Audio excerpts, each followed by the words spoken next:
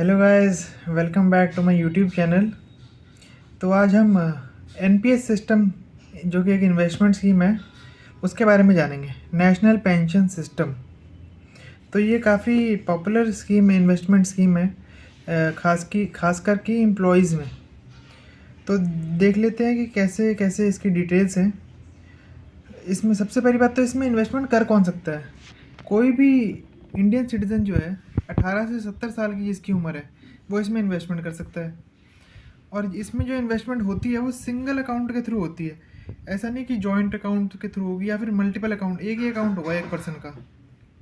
दो तरह के इसमें मॉडल होते हैं, या तो आप इंडिविजुअली कर लो खुद से, या तो आप कॉरपोरेट मॉडल पे, या आपकी कंपनी आपके लिए करे और काटे पैसे और जमा कराए। इसमें दो तरह की स्कीम्स हैं, टीयर 1 है और टीयर 2 है। टीयर 1 में ऐसा है कि अकाउंट खोलने के लिए 500 रुपये से शुरुआत है और फिर हर साल आपको 1000 रुपये तक डालने हैं। इसमें कोई भी मैक्सिमम लिमिट नहीं है इन्वेस्टमेंट की। ओल्ड टैक्सेशन रिजीम के हिसाब से तो ट्रिपल ई स्कीम पे ही चलता था।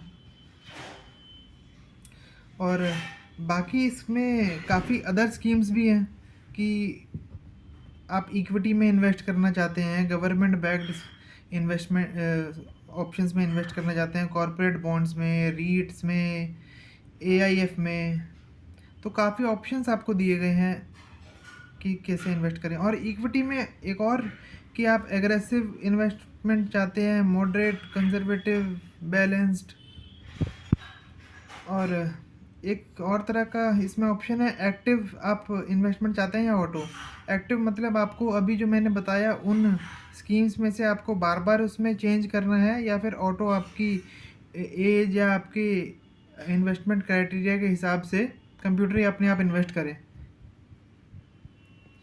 बाकी आप इसमें फ़ंड मैनेजर भी चूज़ कर सकते हैं, जैसे HDFC, Kotak, LIC, axis. Return जो है अगर आप इक्विटी में करते हैं तो इंडेक्स के अकॉर्डिंग ही रिटर्न रहता है, और अगर आप डेट के अकॉर्डिंग करते हैं तो वो जो भी बॉन्ड्स का रेट रहता है। वैसे यूजुअली अराउंड 9% का रिटर्न इसमें एनुअली हमें मिलता है। अब इसकी मैच्योरिटी की बात कर लेते हैं। मैच्योरिटी इसकी 60 ईयर्स, जब एक पर्सन की एज हो जाती है तो इसकी मैच्योरिटी हो जाती है। और मैच्योरिटी के वक्त आपको 60% ऑफ पैसा लमसम मिल जाता है, और 40% जो पैसा है उसकी आपको एन्युटी स्कीम करानी पड़ती है, कि एक लमसम इन्वेस्टमेंट करानी पड़ती है, उसके फिर आपको थोड़े थोड़े रुपए उस पर इंटरेस्ट इनकम मिलती रहती है। पर अगर आपकी टोटल मैच्योरिटी अमाउंट 5 लाख से कम है तो आप 100% भी पूरा अमाउंट भी ले सकते हैं। इसकी 60 ईयर्स के बाद आप एक्सटेंशन भी इसकी कर सकते हैं, जो कि 75 साल तक एक्सटेंड हो सकती है। और उस टाइम पीरियड में अगर आप चाहें तो विदाउट कंट्रीब्यूशन भी इसको कंटिन्यू कर सकते हैं। और जो एन्युटी प्लान्स हैं वो काफ़ी तरह के हैं इसमें। या तो आप लाइफ टाइम एन्युटी चुन लीजिए जिसका रेट थोड़ा हाई रहेगा, पर उसमें आपको मैच्योरिटी पे कुछ पैसा नहीं मिलेगा जो कि एन्युटी में आपने शुरुआत में डाला। या फिर आप return of refund of annuity plan, purchase plan के हिसाब से कर सकते हैं। उसमें इंटरेस्ट रेट थोड़ा कम रहेगा, पर जो आपकी एन्युटी का पैसा आपने पहली बार डाला तो वो आपको मिल जाएगा। एग्ज़ाम्पल के तौर पे जैसे आपकी एनपीएस स्कीम की, जैसे 10 लाख रुपए आपको 100 पीरियड एंड पे 10 लाख रुपए तक बन गए हैं उसके, 60% पैसा 6 लाख रुपए तो आप लमसम ले सकते हैं, और 4 लाख की आप एन्युटी करनी होगी आपको।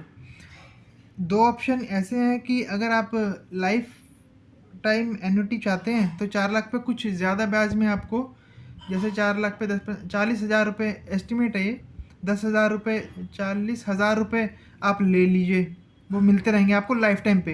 पर वो 4 लाख रुपये आपको बाद में नहीं मिलेंगे।